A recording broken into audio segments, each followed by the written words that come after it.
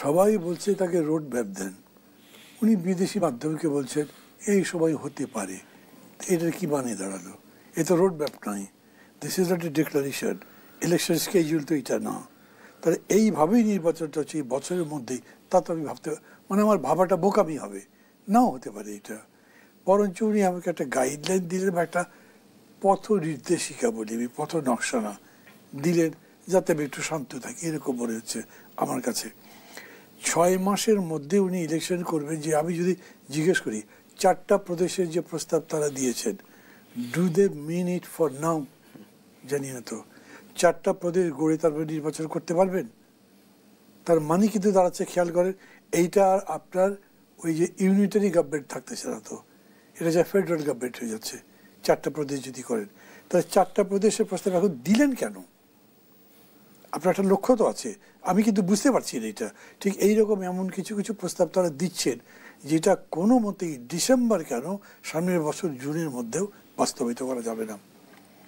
এখন যদি ওনারা বলতেন যে ওই যে বলেছে একটা কথা, আসিফ নজরুল বলে না, স্বল্প মেয়াদী, মধ্যমেয়াদী, দীর্ঘমেয়াদী, তাদেরকে 3 মেয়াদে সাজেশন দিতে কে বলেছে?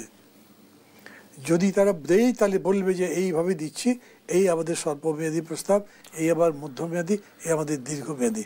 আমি তো কনফিউজ করছি, কে কোনটা নিয়ে বিতর্ক লাগাবে সেটা তো জানি না। এবং এই যে বাইক্যামেরাল লেজিসলেচার নিয়ে তো আমাদের মধ্যে আলোচনা চলছেই।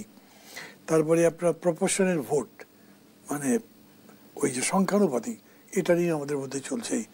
এগুলো থেকে আমি মনে করি যে বিষয়টা বেশ অনিশ্চয়তার মধ্যে আছে। ওনার বলা উচিত এইটুকু সংস্কার আমি করবো এই সময়ের মধ্যে, এত তারিখে নির্বাচন করব। না হলে সবচেয়ে বড় সমস্যা কি দেখেন, এই গভর্নমেন্ট কোনো ভালো কাজ করে যদি তারও পক্ষে দাঁড়াবার লোক নেই করার, এই গভর্নমেন্ট কোনো খারাপ কাজ করে তার বিরোধিতা যে করবে সেটা রক্ষা করবার লোক নেই।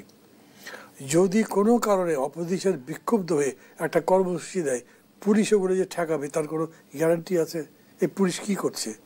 What is this government? তারা বোঝা উচিত তাদের পায়ের তলে তো কিছু নাই, কেবলমাত্র জনগণের একটা স্বতঃস্ফূর্ত ভাসমান সমর্থন। সেটাও ভাসছে মানে এখন টলটলে, আবার পদ্মপুকুরের পদ্মপাতায় পানির মতো। কেন? জিনিসের দাম বেশি, চাকরি হয়নি, ল অ্যান্ড অর্ডার খারাপ হয়ে যাচ্ছে, সব দিকে একটা সংশয় তৈরি হচ্ছে, মানুষের মধ্যে ভয়ের চাষ হচ্ছে। তো সেই অবস্থায় একটা নির্বাচন নিয়ে খুব আশাবাদী আমি হতে পারছি না। তবে হ্যাঁ, ডেফিনেটলি মনে করি যত তাড়াতাড়ি এখন ইলেকশন হয় তাই ভালো, এবং সরকার যদি নির্বাচনের জন্য পদক্ষেপ নেয় তাকে সর্বাত্মক রকম সহযোগিতা করতে আমি যে জোটে আছি সেই জোট, এবং আমি মনে করি যে আমরা যে যুগপৎ আন্দোলন করেছি যতগুলো দল শুদ্ধ তারা, এবং যদিও সিপিবি আমাদের সাথে আন্দোলনে কোনো ফরম্যাটে একসাথে ছিল না, কিন্তু তারা আন্দোলন করেছেন এবং তারাও এই বক্তব্যের সাথে একমত হবেন। তো একটা গভর্নমেন্ট কী চায় বলেন, যার কোনো দল নাই, যার কোনো ভবিষ্যৎ প্ল্যানিং নাই, তাকে সবাই সাপোর্ট করছে, তারপরে কংক্রিট হতে পারবেন না কেন? এত অ্যাবস্ট্রাক্ট কথা বলতে হবে কেন? সেই কারণেই আমি মনে করি এটা অ্যাবসলিউটলি অ্যাবস্ট্রাক্ট একটা বিষয়ের মধ্যে আছে। যেমন ডিসেম্বরে যদি নির্বাচনের কথা যেহেতু বললেন, সেই প্রস্তুতিকে আমরা সরকারের মধ্যে দেখি কিনা বা দেখছি? এই ডিলিমিটেশন করতে কতদিন লাগবে, ভোটার লিস্ট হালনাগাদ করতে কতদিন লাগবে, কোন ক্যাটেগরিক্যাল কথা তো তারা বলেন নাই। এই দুটো কাজের সাথে সাথে সংস্কারগুলো কমপ্লিট করে ডিসেম্বরে করতে পারবেন? মানে আমি তো দেখছি ধরেন অলরেডি ফেব্রুয়ারি মাস পার হয়ে যাচ্ছে, তো এরপরে এই ডায়ালগ যেটা হবে সংস্কারের জন্য, সেটা নিষ্পত্তি কয় মাসে কীভাবে হবে? নাকি এরকমভাবে একটা দুটো সেশন করে বলবে যে হ্যাঁ আমাদের এই ব্যাপারে ঐক্যবদ্ধ হয়েছে, যদিও কেউই বলে এই ঐক্যবদ্ধের কথা, এরকম করে ফেলবেন নাকি? আমি গোটা দিনের বৈঠকে বসলাম, এই যে উনি ডেকেছিলেন ইউনুস সাহেব, ওই বঙ্গভবন, তার না 2-3টে জায়গায় আলাদা আলাদা করে ডেকেছেন। উনি নিজের কথা বললেন, আমরা আমাদের কথা বললাম, তারপরে আসিফ নজরুল বাকি এসে বললেন এই ব্যাপারে আমাদের ঐক্যবদ্ধ হয়েছে। এরকম আলোচনা হয় নাই। মানে এটা হলো যে আগে থেকে হোমওয়ার্ক করা থাকলে আপনি রেডি করেছেন যে এই ব্যাপারে ঐক্যবদ্ধ, আপনি বলে দিলেন, কিন্তু আপনি যদি খালি শুনে তারপরে ঐক্যবদ্ধ বলেন, আমারই তো বহু ব্যাপারে ঐক্যবদ্ধ নাই, তারা যেরকম করে বলেছেন, আমি মনে করি এরকম করে ঠিক না। ঠিক এখনকার ব্যাপারে তাই বলছি, তারা যদি এরকম মনে করেন আলোচনার টেবিলে নিয়ে আসবেন, কথাবার্তা বলে তারপর জানিয়ে দেবে যে এই ব্যাপার। জি, ধন্যবাদ। আমি জনাব রহিন হোসেন প্রিন্স আপনার কাছে আসি। একই রকম প্রশ্ন, আসলে নির্বাচন নিয়ে আপনার মধ্যে কোনো দ্বিধা দেখেন কিনা? যেহেতু আর বলি আসলে মান্না ভাই নির্বাচনে যা বলেছে একেবারেই ওইটাই, মানে আমি একমত, এটা নিয়ে নতুন কিছু বলার অপেক্ষা রাখে না। তবুও খালি বললে যে সুনির্দিষ্ট না করা পর্যন্ত কখন নির্বাচন হচ্ছে এইটাকে কি বলবো, এই যে এতদিনের যে কর্মকাণ্ড সরকারের দেখলাম, এই বাস্তবতায় এইটাকে গ্রহণ করা বলেন বিশ্বাস করার এটার কোনো কারণ আমি দেখছি না। উনি আমাদেরকে না বলতে পারে নির্বাচন কমিশনকে বলুক, নির্বাচন কমিশন তার শিডিউলটা ঘোষণা করলেই অনেক সংকট কিন্তু সমাধানের পথও খুলে যাবে। এটা হচ্ছে প্রথম একেবারে কংক্রিট কথা।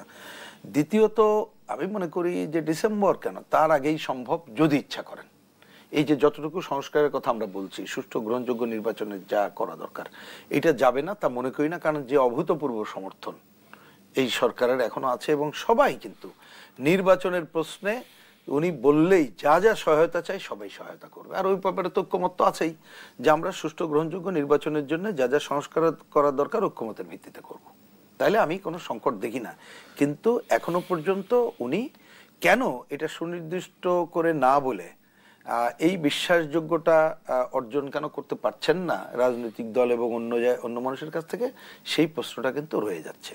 এবার দ্বিতীয় যেটা বললেন যে বা এই সাথেই বললে নিয়ন্ত্রণের কথাটাকে আমি একটু অন্যভাবে বলি যে এই কাজটা যদি উনি সুনির্দিষ্ট না করেন, এবং এই যে নিয়ন্ত্রণহীন তো নানা ক্ষেত্রে আমরা দেখছি, আমি একটু আগেও বললাম যে যা দেখতে পাচ্ছি তাতে উনি যদি কোনো একটা সময় এই নিয়ন্ত্রণহীন পরিবেশ যদি আরো খারাপ জায়গায় যায়, তখন উনি যদি তখন একটা ভালো নির্বাচন আশা করলে সেটি তো একটা সংকটে পড়ে যাবে।